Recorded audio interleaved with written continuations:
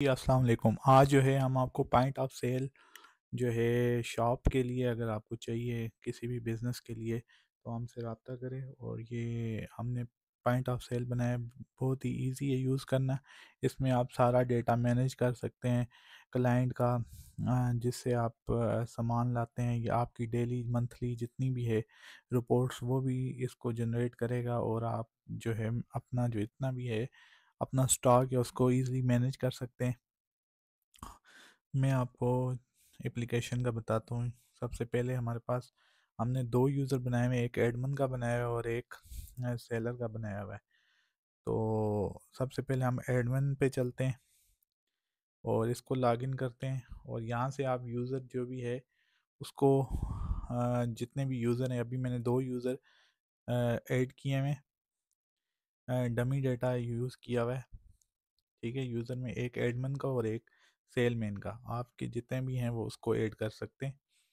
उसके बाद मैंने सप्लायर है, आप जिससे सामान लेते हैं, ये भी डमी डेटा मैंने डाला हुआ है। इसको क्लिक करके हम ऐड अपडेट डिलीट भी कर सकते हैं। ठीक है, सप्लायर जितने भी सप्लायर जिनसे भी आप माल लाते हैं उनका डेटा होगा इसमें।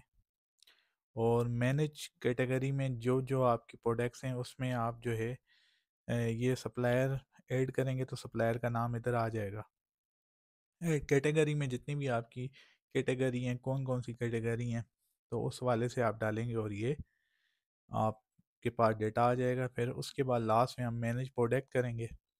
आया कि हमने प्रोडक्ट जो है उसका नाम डालना है, कोड है सप्लायर का, जो है कैटेगरी है परचेज। ये अभी तो बेसिकली हमने शॉल्स का बनाया है, उसमें शॉल्स के हवाले से सारा डेटा जो है वो डाला है।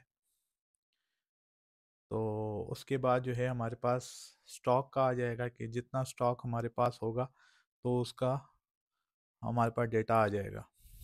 नेक्स्ट सेल रजिस्टर है, जो सेल मतलब हमने प्रोडक्ट डाली है उसके हवाले से ये हम प्रोडक्ट डालेंगे, इसको ऐड करेंगे तो ये प्रोडक्ट हमें आ जाएगी ये। और जब कस्टमर हमें पेमेंट करता है, मिसाल के तौर पे 2000 करता है, तो हमने उसको 500 रिटर्न करना है। अगर डिस्काउंट देते हैं तो इसमें डिस्काउंट का भी ऑप्शन है, आप कितना परसेंट उसको डिस्काउंट देते हैं, और उसके बाद प्रिंट निकाल सकते हैं तो आपकी ये सेव हो जाएगी।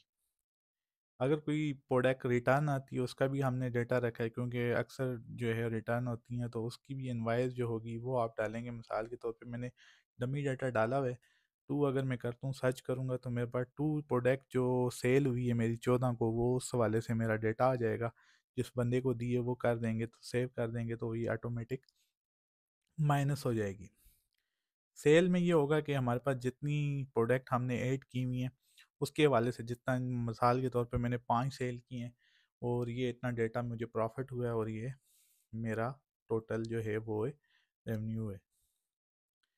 इनवाइस डिटेल भी आ जाएगी, जितनी भी इनवाइस मतलब कि आपने की हुई है। मैंने टेस्ट तो बहुत की हुई हैं ताकि पता लगे मुझे कि आया कि इसमें कोई एरर तो नहीं आ रहा, क्योंकि ये मैंने आज ही जो है ये सब ये मैंने टेस्ट के लिए की थी कि अगर हम ज़्यादा डेटा डालते हैं तो आया कि वो इशू तो नहीं कर रहा।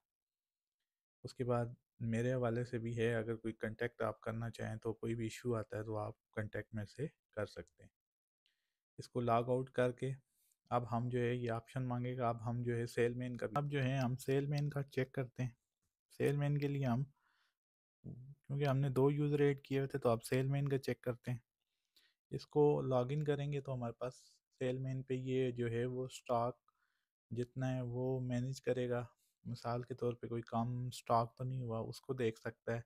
सेल मतलब जो है क्लाइंट को जो फॉर्म है वो शो होगा इसका, मैंने स्टॉक करेगा, और जो प्रोडक्ट रिटर्न होगी ये जो है तीन चार ऑप्शन जो हैं ये हमारा जो आगे सेलमैन होगा उसको शो होंगे। मिसाल के स्टॉक है, ये स्टॉक को देखेगा, हाँ जी क्वांटिटी इसकी कम तो नहीं हुई, ज़्यादा है, कम है, प्राइस को चेक करेगा, कलर कितने जितना भी है वो चेक करेगा। उसके अलावा सेल में देखेगा, ये कस्टमर जब हमारे पास आएंगे तो सेल को ऐड करना, बिल प्रिंट निकालना, ये सब कुछ करेगा। उसके बाद जो है वो मैनेज प्रो स्टॉक है, मतलब ये है कि ये भी जितना भी हमारी प्रोडक्ट हैं उसको ऐड कर सकेगा, और ये हमारे पास एडमिन में भी शो हो जाएंगी जितनी भी ऐड करेगा।